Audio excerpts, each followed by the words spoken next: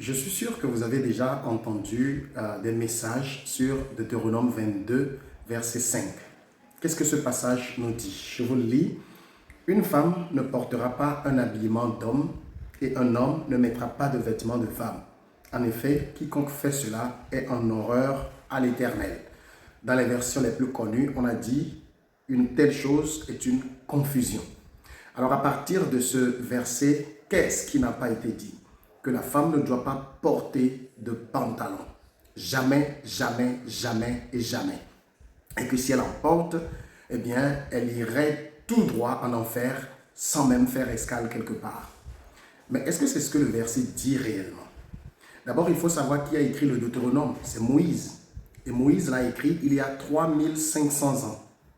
Dites-moi, il y a 3500 ans, est-ce que le pantalon comme vêtement existait?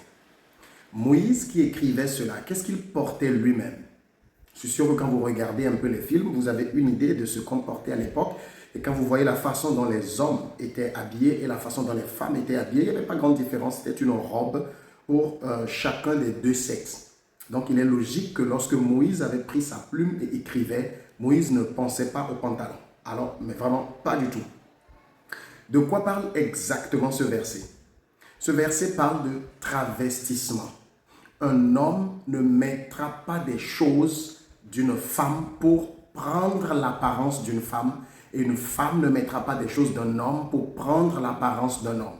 Et vous savez, aujourd'hui, c'est devenu même pire parce que les gens vont aller se changer de sexe. Les gens vont dire, je suis né homme mais je me sens femme. Je suis né femme mais je me sens homme. C'est tout cela que Moïse avait en vue. Vous voyez des gens qui sont efféminés, des hommes qui sont efféminés, des femmes qui sont masculinées, des choses comme ça.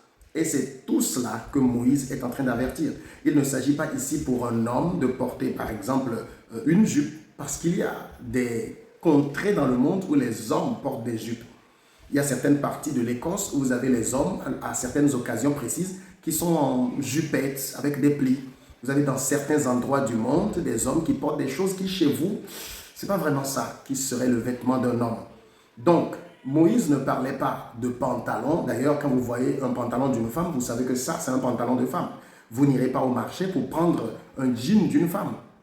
Il y a des gens qui appliquent cela de façon stricte en disant la femme ne doit pas être en pantalon. J'écoutais une fois quelqu'un, un prédicateur, qui disait mais si c'est dans le cadre de son travail, elle peut s'autoriser à le faire.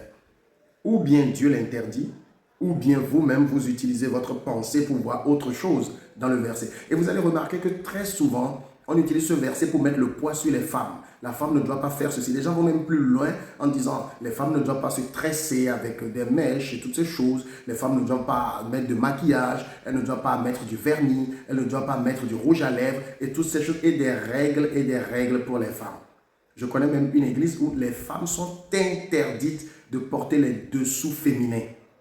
Et je dis, qu'est-ce que vous allez chercher en tant que serviteur de Dieu dans les jambes d'une femme? Donc Dieu, c'est entre les jambes d'une femme qu'il met maintenant des règles. Excusez-moi de le dire de façon aussi triviale. Tout ce que la Bible nous dit, c'est que nous devons être modestes dans notre façon de nous habiller. Et je sais que la Bible parle de l'habillement des femmes, notamment par exemple quand vous allez dans 1 Timothée 2, verset 9, il dit « De même aussi que les femmes vêtues d'une manière décente, avec pudeur et modestie, se parent non pas de tresses ou d'or ou de perles ou de toilettes somptueuses, mais d'œuvres bonnes comme il convient des femmes qui font profession de piété. » On demande aux femmes d'être modestement habillées, qu'elles ne se parent pas des choses pour paraître d'une certaine manière, c'est tout.